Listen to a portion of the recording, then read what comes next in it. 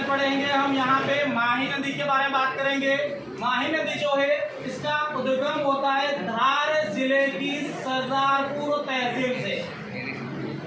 सरदारपुर तहसील से इसका उद्गम होता है। उद्गम होने के बाद ये उत्तर की दिशा में लेकर जाती है, उसके बाद वापस पुनः क्या करती है, दक्षिण में मुड़ती है। ठीक है, तो जब एक बार ये उद्गम होते हुए जाएगी तो यहाँ पे कर्क रेखा को काटती है, और जब ये वापस गुजरात में वापस आएगी उस समय पुनः कर्क रेखा के ऊपर बढ़ती है। इसीलिए इसको कर्क रेखा को दो बार काटने वाली नदी कहा जाता है। इसकी टोटल जो लंबाई हो जाएगी वो हो जाएगी 583 किलोमीटर। ये लगभग है, ये क्या है, लगभग है। तो हर किसी किताब में इसकी कई जगह पे 590 बता रखी है, कई जगह पे 585 बता रखी है, कई जगह पे इसको 569 बता रखी है। तो ये एग्जैक्ट आंकड़ा नहीं है। एक बात कॉमन है यहाँ पे, इसकी जो लंबाई है वो 570 से ज्यादा है। क्या है, 570 किलोमीटर से ज्यादा हो जाएगी। और ये भारत के 3 राज्यों में बहती है, मध्य प्रदेश, राजस्थान और गुजरात में। राजस्थान से होती हुई गुजरात में पुनः जाकर ये खंबात की खाड़ी में जाकर क्या करती है, गिर जाती है। जब ये आपका यहाँ पे राजस्थान में वेणेश्वर संगम बनाती है,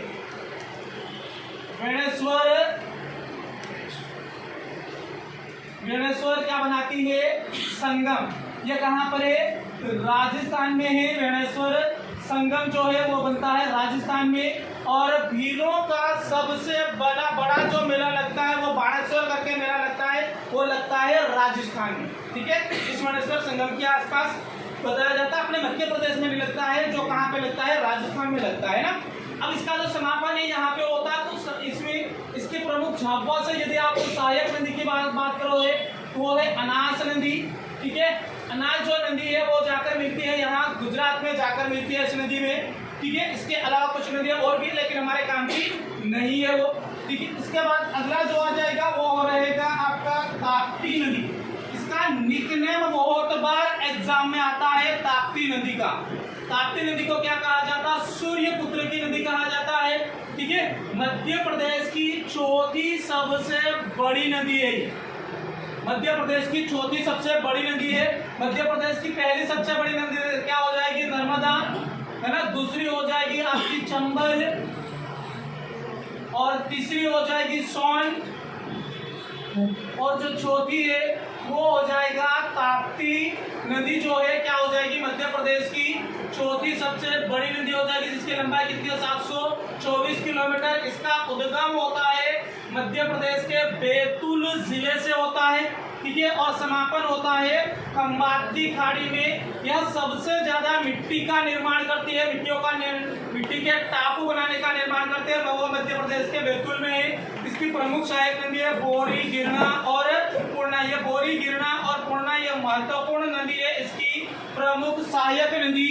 और जो आपकी बैतूल में जो ताप्ती नदी बहती है, ये अजंता और सतपुड़ा पर्वत श्रेणी के मध्य बहती है। अजंता और सतपुड़ा पर्वत श्रेणी के मध्य बहती है, गंगा नदी के समांतर बहती है, नर्मदा नदी के समांतर बहती है। इसीलिए क्या करती है, दादर आपका अपभ्रंश घाटियों में बहने का काम करती है। दादर अपभ्रंश घाटी का मतलब क्या होता है कि दो पहाड़ों के मध्य, मतलब इसके उत्तर में पड़ेगा सतपुड़ा, है ना, इसके उत्तर में पड़ेगा सतपुड़ा, और दक्षिण में पड़ता है क्या, अजंता। तो इन दो पर्वतों के मध्य बहती है, इसलिए इसको दादर बंकी या अपभ्रंश घाटी में प्रवाहित होने वाली मध्य प्रदेश की नदियां कहा जाता है। कई बार क्या हुआ, इसकी जो नदी की प्रकृति पूछी जाती है तो इसी आधार पर बताई जाएगी। दादर बंकी घाटी में बहती रही है, आपका पश्चिम दिशा में बहती है, डेल्टाओं का निर्माण नहीं करती है। ये तीनों नदियां माही, ताप्ती और नर्मदा, जबकि एचुरी का निर्माण करती है गुजरात में। क्या करती है, एचुरी का निर्माण करती है। ठीक है, यह प्रमुख हो जाएगी। इसके बाद हम दक्षिण की ओर बहने वाली प्रमुख नदियों के बारे में बात करते हैं। तो दक्षिण की ओर बहने वाली प्रमुख नदी हो जाएगी हमारी यहाँ पे वैनगंगा। क्या हो जाएगी, वैनगंगा। इसको हम गोदावरी नदी तंत्र करके बताया था मैंने आप लोगों को। वैनगंगा नदी का उद्गम होता है सिवनी के परसवाड़ा से होता है ना, सिवनी के परसवाड़ा से इसका उद्गम होता है और आगे चलती है ये इस प्रकार से। उसके बाद यहाँ पे बैतूल के वृधर शिखर से वृधा नदी निकल के आती है ठीक है। ये इसकी जो प्रारंभिक जो दिशा होती है वृद्धा नदी की, ये कैसे होती है, पूर्व की ओर, लेकिन बाद में ये सिवनी के आसपास आकर किधर मुड़ जाती है, दक्षिण की ओर मुड़ जाती है। और इधर से जो आ रही है आपकी कौन सी हो जाएगी, वेनगंगा। वेनगंगा नदी की एक और यहाँ पे कान्हेर करके सहायक नदी है, जो भी किसकी सहायक है, सिवनी से निकलती हुई आकर इसमें मिल जाती है। एक और नदी मिलती है अपर वेनगंगा, वो भी किसकी सहायक नदी है, वेनगंगा नदी की सहायक है। दूसरी इधर से आपको पूर्व की ओर से आकर एक और नदी मिलेगी, उस नदी को कहा जाता है बावन खड़ी, उसे कहा जाता है बावन खड़ी नदी कहा जाता है। छिंदवाड़ा से आकर मिलेगी यहाँ पे पेंच नदी। पेंच नदी महत्वपूर्ण है, इसके नाम पर यहाँ पे रखा गया है आपका पेंच राष्ट्रीय उद्यान, ठीक है। जो आपकी द जंगल बुक नामक मूवी बनी थी, ठीक है, वो इसी आधार पर है। जो जीवित भेड़िया बच्चा बताया जाता है ना, वो यहाँ पे मोगली बताया जाता है, उसी को यहाँ पर है, ठीक है। और यहाँ पे मोगली क्या बोलना चाहिए, पेंच राष्ट्रीय उद्यान है, उसका नाम रखकर दिया गया है इंदिरा प्रियदर्शनी।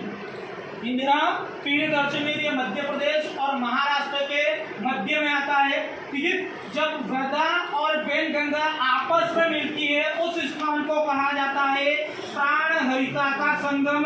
और ये प्राणहरिता का संगम ये है नागपुर जिले में, महाराष्ट्र के नागपुर में है। और ये प्राणहरिता के संगम के ऊपर आनंद नीलकांत ने एक उपन्यास लिखा था, राइज ऑफ शिवगामी। इसका संबंध है बाहुबली मूवी से, इसका संबंध बनाया गया, मतलब रिलेशन बताया गया है बाहुबली मूवी से बताया गया है किसका, इसका।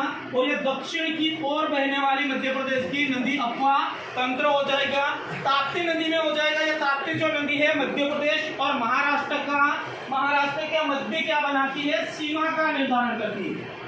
मध्य प्रदेश एवं महाराष्ट्र की सीमा निर्धारण करती है, मध्य प्रदेश और महाराष्ट्र की सीमाओं का निर्धारण करने का काम करेगा।